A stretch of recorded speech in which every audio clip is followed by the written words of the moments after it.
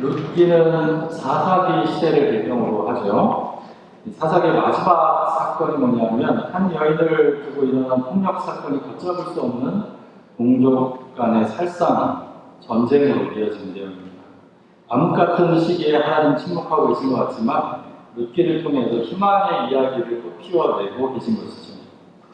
독일의 문호 괴테는 룻기를 가리켜서 가장 사랑스럽고 완전한 작품이라고 말을 했습니다. 4장이라는 비교적 짧은 내용으로 되어 있지만 룻기가 이렇게 뛰어난 작품으로 평가받는 이유는 등장인물들의 헌신적이고 성숙한 사랑이 본문을 가득 채우고 있기 때문입니다. 나오미는 룻에게, 룻은 나오미에게, 또 보아스는 룻에게 일반적인 차원의 관계를 뛰어넘어선 그런 관계를 맺고 있고 서로에게 헌신하는 모습을 보여주죠.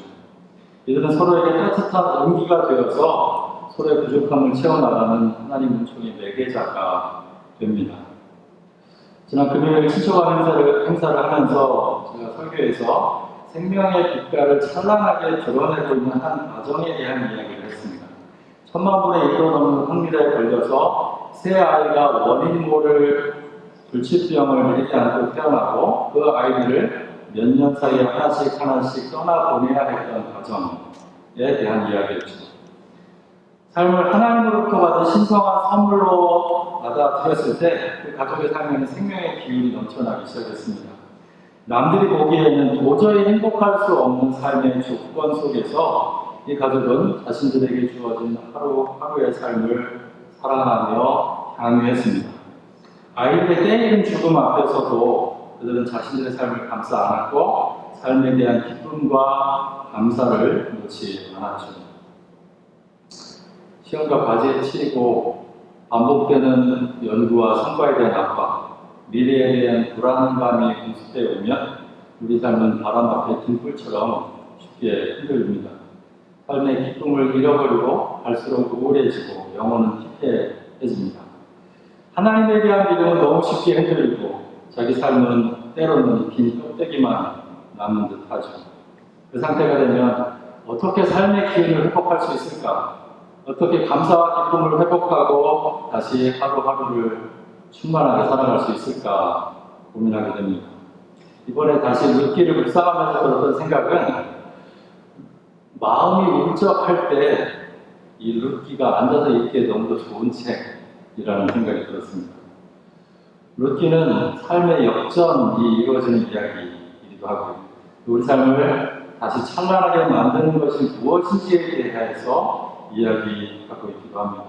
또 참 사람이 어떤 사람인가에 대해서도 보여주고 있는 듯합니다. 룻기는 우리 삶을 들여다보게 하는 좋은 거울이 됩니다. 나오미의 가족이 고향을 떠나서 모압 땅으로 이주하게 된 이유는 살던 땅에 흉년이 들었기 때문이죠. 먹고 살기 위해 찾아온 낯선 땅에서 의지하고 살던 남편이 먼저 세상을 떠나고 맙니다. 다시 그럭저럭 그 땅에 정을 붙이고 살아갈 즈음에 이번에는 두 아들마저 있게 되죠. 남편과 두 아들을 차례로 떠나보낸 나오미의 상실감이 얼마나 컸을까 짐작해보기 어렵습니다. 나오미가 고향으로 돌아갔을 때 그 고향의 사람들에게 하는 말 속에서 나오미의 심정이 잘 묻어납니다. 나를 나오미라고 부르지도 마십시오. 전능하신 분께서 나를 몹시도 괴롭게 하셨으니 이제는 나를 마라라고 부르십시오.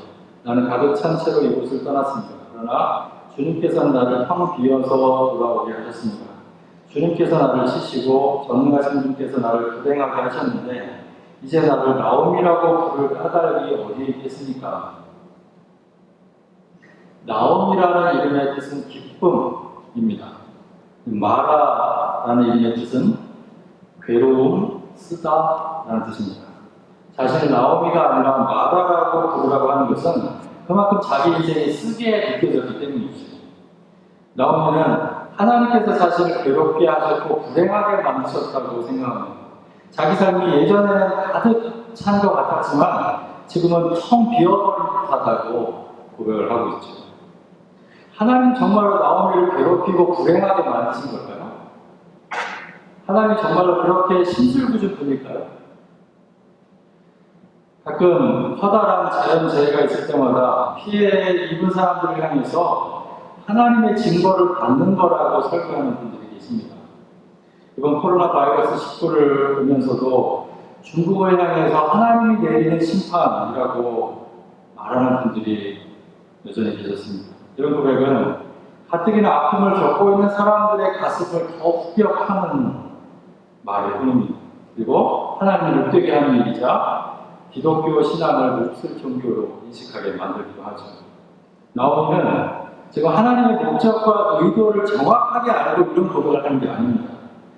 실제로 하나님께서 나오미의 인생을 괴롭게 하셨다는 의미가 아니라 불행한 자기 삶의 현실을 보면서 하나님께 드리는 일종의 한탄이라고 할 수 있습니다. 그 모든 불행조차도 하나님의 커다란 섭리 안에 있다는 그런 일종의 신앙 고백입니다.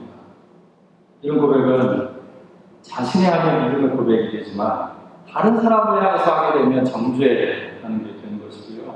상처를 주는 일이 되는 것이죠. 그래서 다른 사람을 향해서 해서는 안 되는 말입니다. 모압 땅은 나오미에게 그만큼 다시는 생각하고 싶지 않은 시련의 땅이었습니다. 이런 모압 땅을 나오미는 미련없이 떠나기를 결심합니다. 하지만 막상 떠나려고 하니까 두 며느리가 눈에 밟히는 거예요. 며느리들은 모압 땅에서 죽은 두 아들이 아내로 맞아들였던 사람들이죠. 나오미는 며느리들을 축복하면서 친정으로 돌아가라고 합니다. 새로운 남편을 만나서 다시 새로운 삶을 시작하도록 기회를 주려는 것이죠. 남편을 잃은 두 며느리들의 아픔을 헤아리는 겁니다. 13절에서 나오미는 너희들 처지를 생각하니 내 마음이 너무도 괴롭구나 이야기합니다. 그늘진 며느리들의 얼굴을 볼 때마다 나오미는 마음이 좋지 않았던 겁니다. 자신도 같은 아픔을 겪었기 때문에 남편을 잃고 홀로 살아가는 두 며느리들의 아픔을 누구보다 잘 헤아릴 수 있었던 겁니다. 가지고 보면 나오미는 지금이 가장 누군가 옆에 있어야 하는 누군가를 필요로 하는 그런 시기죠. 의지하고 살았던 남편과 아들을 다 떠나보낸 뒤니까요. 하지만 그런 며느리들을 떠나보내고 홀로 그 불편함과 외로움을 기꺼이 감당하려고 하는 겁니다. 자신보다 며느리들의 입장을 먼저 배려해 주는 것이죠.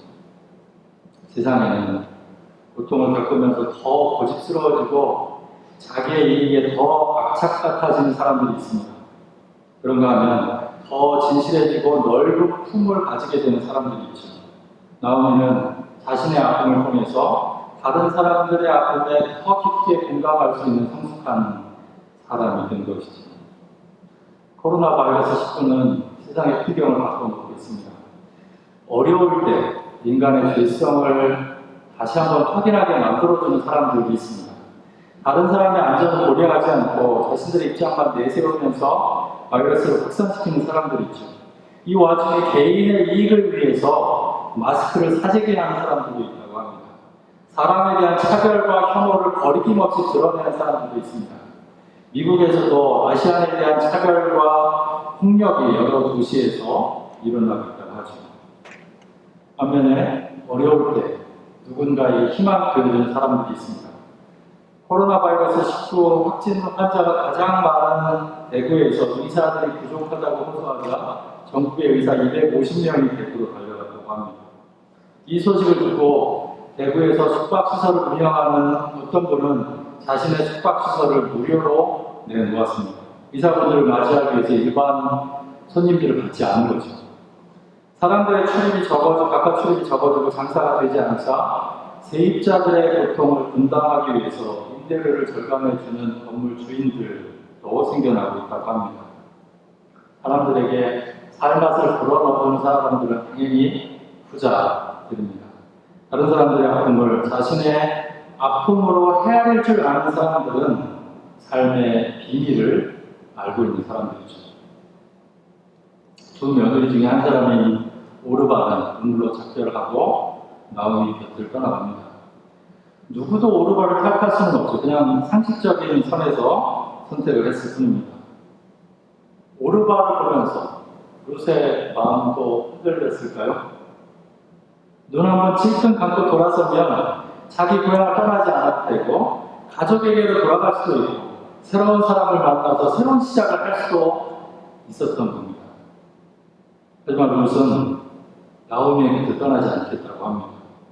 나오미의 가슴에 새겨진 상처와 혼자서 감당해야 할 삶의 무게를 잘 알기 때문에 곁을 떠날 수가 없었던 것이죠. 그 한 번의 선택이 얼마나 많은 희생을 감당해야 하는지 롯은 잘 알고 있었을 겁니다. 하지만 롯은 오히려 단호하게 이야기하죠. 나더러 어머님 곁을 떠나라거나 어머님을 뒤따르지 말고 돌아가라고는 강요하지 마십시오. 어머님이 가시는 곳에 나도 가고 어머님이 머무르시는 곳에 나도 머무르겠습니다. 어머님의 결례가 내 결례이고 어머님의 하나님이 내 하나님입니다. 어머님이 숨을 거두시는 곳에서 나도 죽고 그곳에 나도 묻히겠습니다. 롯은 자기 욕망을 밀어낼 줄 아는 사람입니다. 사람이 사람다울 수 있는 길은 자기 욕망이 이끄는 대로 살지 않는 능력이 있습니다. 롯은 자기 삶이 좀 더 편할 수 있는 길을 따르는 대신에 나오미의 아픔을 걸어줄 수 있는 길을 선택한 것이죠. 다른 말로 하면 자신을 비워내고 나오미의 삶에 발을 맞춘 겁니다. 롯은 이방 여인입니다. 나오미를 따라가기 위해서는 자기 고향을 등져야 합니다.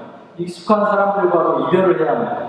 하지만 어머니의 하나님을 자기 삶의 새로운 주인으로 모셔드렸습니다. 그리고 어머니의 아픔에 온 마음으로 공감합니다.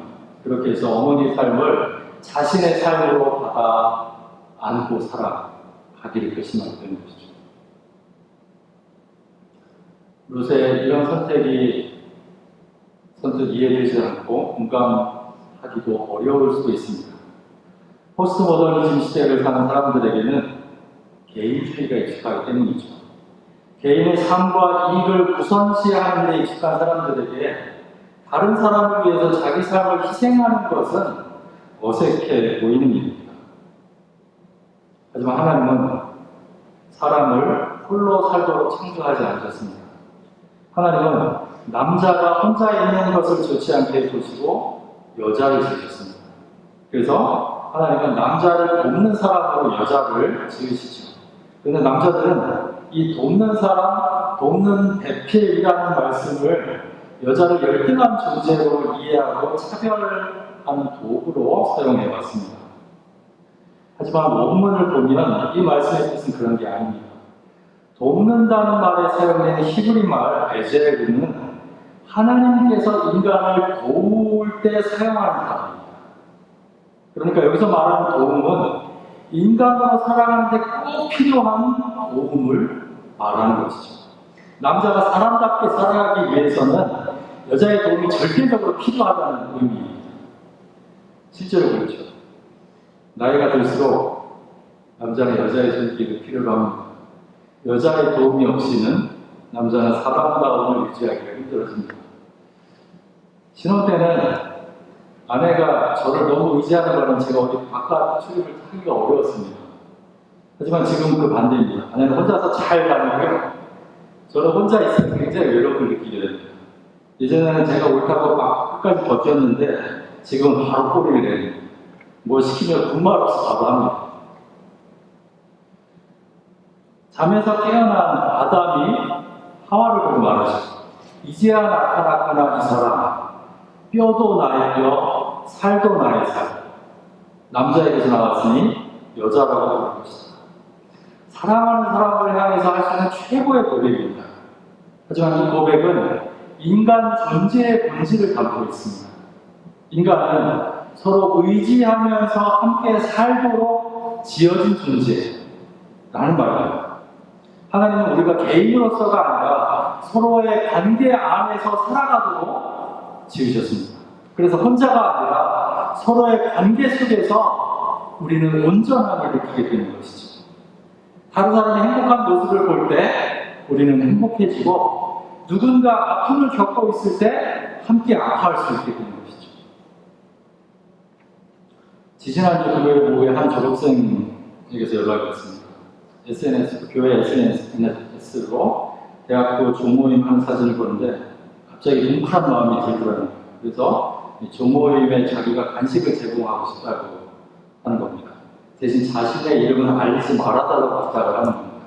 나중에 보니까 신기한 건 알리지 않아도 누군지 대부분 안다는 것이죠.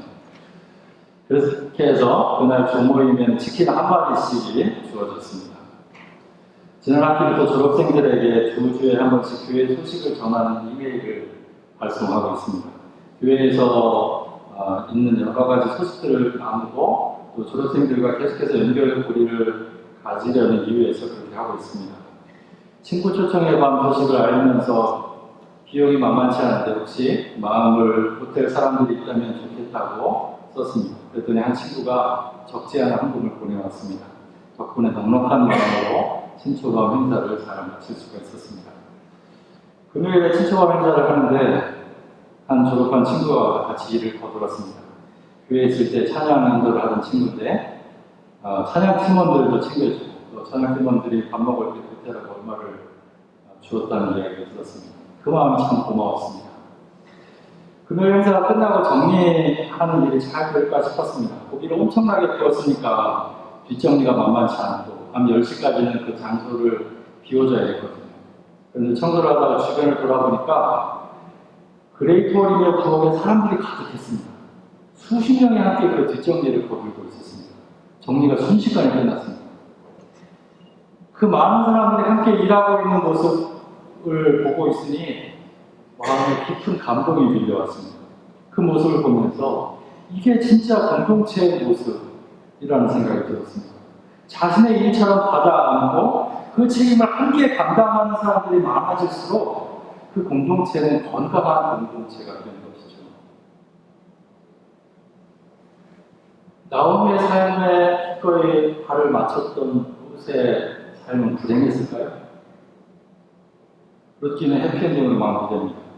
나오미를 따라 고향을 떠났던 룻은 보아스라는 훌륭한 인품의 사람을 만나죠. 룻과 보아스 사이에서는 오벳이라는 아들이 태어납니다. 아들의 출생 소식을 전하면서 룻기의 저자는 주님께서 그 여인을 보살펴 주시니 그가 임신하여 아들을 낳았다라고 기록합니다. 이웃 여인들은 태어난 아기가 나오미에게 삶의 생기를 되찾아줄 것이라고 노년에 나오미를 돌보게 될 것이라고 노래합니다. 나오미는 하나님께서 자신을 텅 비게 해서 돌아왔다고 했죠. 자신에게 일어난 불행한 일들의 연속을 보면서 하나님을 원망하고 자기 삶을 긍정하지 못했습니다. 하지만 하나님의 의지원님이 그 곁에 와 있었습니다. 끝까지 자기 곁을 지켰던 룻을 통해서 나오미는 자신의 인생을 향한 하나님의 축복을 경험하게 되는 것이죠. 룻의 이름은 절친한 것이라는 뜻입니다. 룻은 자기 이름에 걸맞는 삶을 만들어갑니다. 어머니의 삶의 걸음에 자신을 맞추었던 희생을 통해서 룻은 자신도 모르는 사이에 하나님의 은총을 내게 하는 역할을 했던 것이죠. 더군다나 아들 오벳이 어떤 사람인지 아십니까? 다윗의 아버지가 될 이새의 아버지입니다. 다윗은 예수 그리스도의 족보로 이어지게 되죠. 룻은 보아스를 통해 주어진 하나님의 축복을 누릴 뿐만이 아니라 이방 여인으로서 예수 그리스도의 계보를 잇는 명예를 얻게 되는 것이죠. 만약 우리 삶이 무언가 결핍되어 있다고 느낀다면 그것은 내 삶에 다른 사람과 관계에 맺고 있는 그 관계가 결핍되어 있기 때문일 수도 있습니다.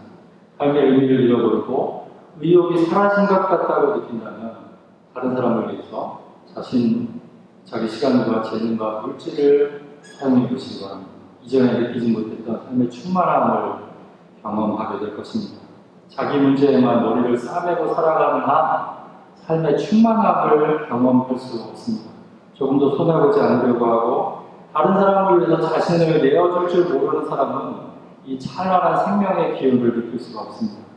누군가를 위해서 자신의 시간과 재능과 물질을 희생해보지 않은 사람들은 관계를 통해서 온전해지는 삶의 신비를 절대로 맛볼 수가 없을 것입니다. 그리스도인으로 살아가는 일은 거창한 일을 하는 데만 있지 않습니다. 내 주위의 사람들에게 눈길을 주는 일에서부터 시작될 수 있습니다. 자기 문제에만 너무 붙들려 있는 대신에 하나님께서 함께 살라고 곁에 두신 사람들을 돌아보는 것입니다. 내가 힘든 만큼 다른 사람들도 역시 힘들고, 내가 외로운 만큼 다른 사람들도 역시 외로워하고 있기 때문이죠. 그래서 서로의 아픔을 나눠지는 겁니다. 그걸 예수님께서 우리에게 보여주신 사랑으로 하는 것이죠. 예수님의 십자가가 그걸 말하는 게 아니겠어요? 자신을 들여서 우리를 사랑해 보여주신 것이 십자가이고요. 그럼 예수님께서 우리에게 보여주신 그것처럼 우리도 누군가를 위해서 자신을 내어줌으로 그 사랑을 실천하며 살아가는 것이 십자가의 담긴 뜻입니다. 그 사랑으로 서로에게 하나님의 은총을 내게 하는 역할을 하는 것이죠. 그게 교회 공동체입니다. 그냥 모여서 예배드린다고 공동체가 아닙니다. 서로의 삶을 나눌 때 진짜 공동체가 되는 것입니다.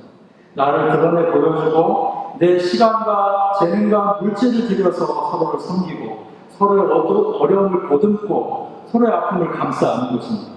그럴 때 우리는 진정한 예수 그리스도의 공동체가 될 수 있는 것이죠. 루스의 고백을 우리말로 갖고 이런 겁니다. 내가 가는 곳에 나도 가고 내가 머무는 곳에 나도 머물겠다. 이렇게 살아갈 때 우리는 하나님께서 허락하신 삶이라는 신비를 충만하게 맛보면서 살아가게